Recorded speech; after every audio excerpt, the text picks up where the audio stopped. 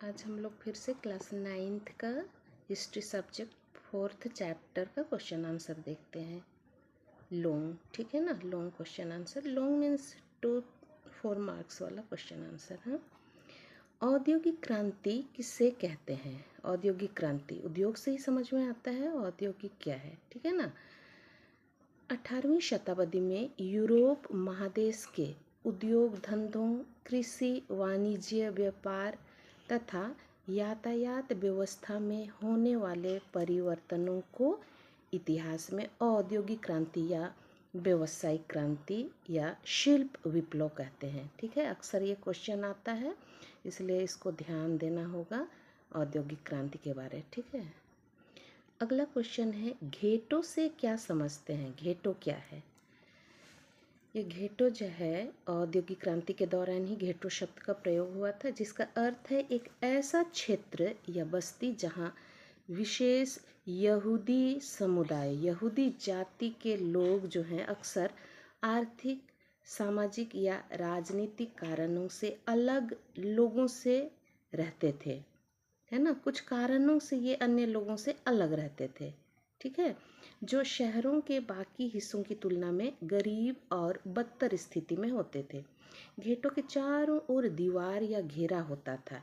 यहूदियों को कड़े नियम कानूनों के अंदर रहना पड़ता था। घेटों की विशेषता समय समय पर बदलती रहती थी और घेटों के अंदर संकरी गलियां एवं छोटे मकान होते थे। कहने का मतलब है ये घेटो जो है एकदम धनी मानी समुदाय से एकदम अलग इनको रहना होता था, ठीक है ना। उनका एक अलग ही ग्रुप होता था, एक अलग ही गांव के रूप में रहते थे। उनका घेरा हुआ घर, घर तो नहीं, मतलब उनका इलाका जो है घेर करके रखा जाता था, ठीक है। अगला क्वेश्चन है, कारखाना प्रथा क्या है? कारखाना समझ में आ रहा है? कारखाना है ना, कोई चीज़ का उत्पादन जहाँ पर होता है तो कारखाना उसको कहते हैं। जैसे इंग्लैंड में औद्योगिक क्रांति के दौरान 19वीं शताब्दी में कारखाना प्रथा का शुरुआत हुआ, है ना। अर्थ जो है कुटीर उद्योगों के बजाय, यानी बड़े उद्योग जो थे, जो भी छोटे मोटे हमारे इंग्लैंड के जो लोगों के द्वारा कुटीर उद्योग था, है ना, उसके बजाय बड़े कारखानों में उत्पादन जो है बड़े पैमाने में मशीनों द्वारा किया जाता था। जैसे पहले कुटीर उद्योग के द्वारा लोग जो है घर घर में अपना उद्योग धंधा व्यवसाय करते थे, घर में बनाते थे।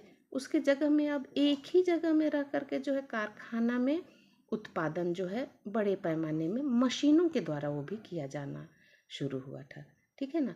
और गांव में फैले कपड़ा वस्त्र उद्योग पर नियंत्रण एवं एक ही जगह पर कारखानों में कपड़ा उद्योग शुरू हुआ, जहाँ पर गांव से लोग, बच्चे, स्त्रियां आकर फैक्ट्री के इर्द गिर्द अगल बगल, ठीक है, आकर बसने लगे और कम वेतन एवं लंबे समय तक काम होता था।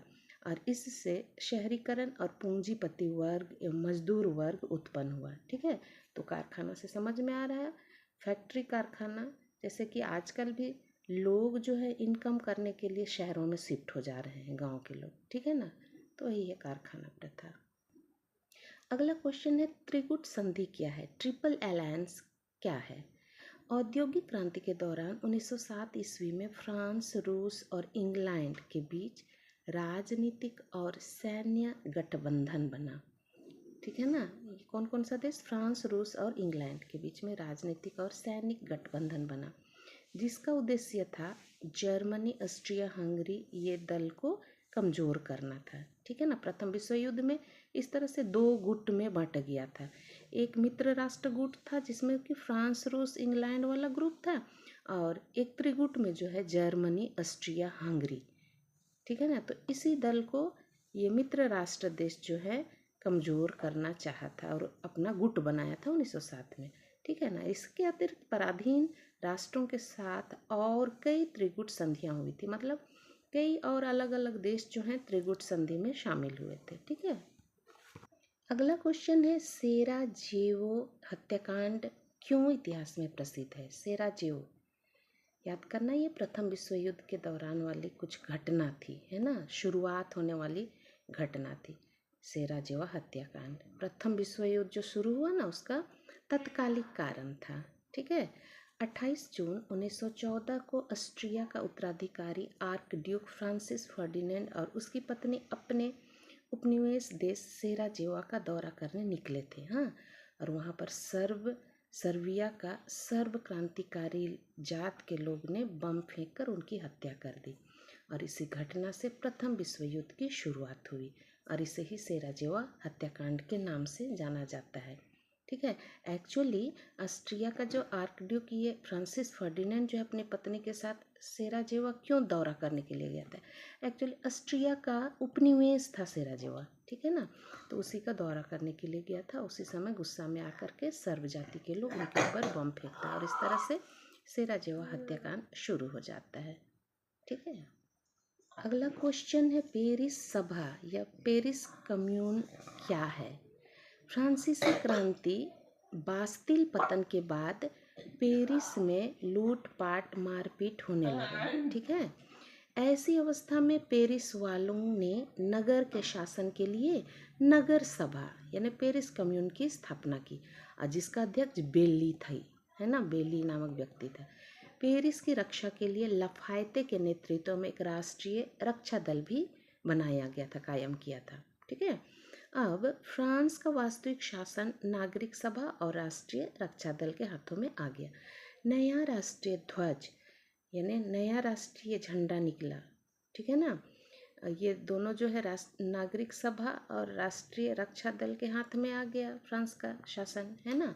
तो ये लोग जो है अपना अलग से नया झंडा निकाला और पहले वंश का जो था झंडा, बूर्बो वंशीय झंडा जो सफ़ेद था वो ख़त्म कर दिया गया, उसको प्रयोग नहीं किए। ठीक है ना, उसको हटा दिया गया और इन सारे परिवर्तनों को राजा मान्यता देकर हार स्वीकार कर ली। ठीक है ना, लेकिन कहा जाता है पेरिस कम्यून का कार्यकाल लगभग 2 महीने तक ही रहा। ज़्यादा दिन तक पेरिस कम्यून नहीं चल पाया। ठीक है।